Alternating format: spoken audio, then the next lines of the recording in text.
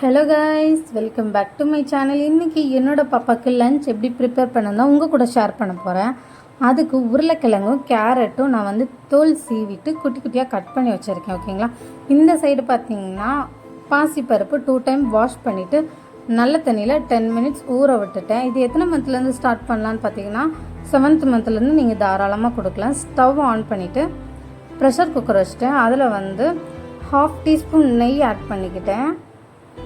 கொஞ்சோண்டு ஜீரகம், காரத்துக்கு தகுந்த மாதிரி மிளகு போட்டுக்கோங்க. எனக்கு வந்து 4 மிளகு போதும், ஸோ நான் 4 போட்டுக்கிறேன்.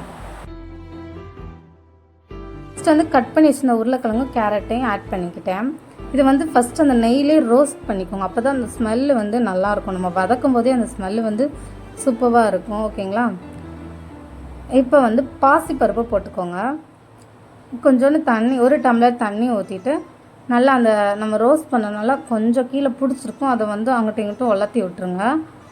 வந்து கொஞ்சம் நான் பிஞ்சளவு உப்பு போட்டிருக்கேன், கொஞ்சோண்டு பெருகாயம்.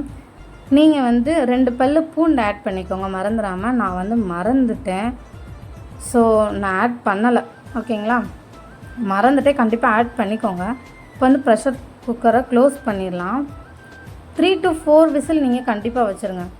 அப்போ தான் நல்லா குக்காக இருந்தால் தான் நமக்கு கிரைண்டரில் அரைக்கவும் ஈஸியாகவும் இருக்கும், மேஷ் பண்ணாலும் ஈஸியாக இருக்கும். ஓகேங்களா. இப்போ எனக்கும் பசிக்குள்ள நானும் ஒரு கொய்யாப்பழம் சாப்பிட்டுட்டேன். ஓகேங்களா.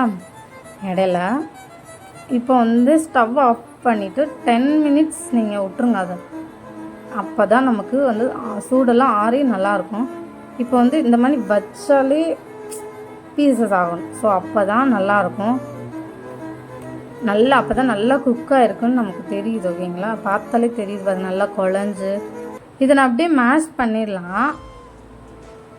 இதிலே நான் அரிசி போட்டிருந்தேன்னா நான் கண்டிப்பாக மேஷ் பண்ணிப்பேன். ஸோ சாதம் தனியாக இருக்குது, அதனால நான் வந்து மிக்சியில் ஒரு பல்ஸ் விட்டு அரைச்சி எடுத்துக்கிட்டேன். ஓகேங்களா. இதை வந்து பேபிக்கு இப்போ சர்வ் பண்ணலாம்.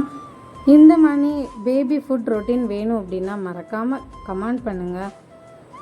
நெக்ஸ்ட் வீடியோவில் உங்களை சந்திக்கிறேன். அது வரைக்கும் பாய்.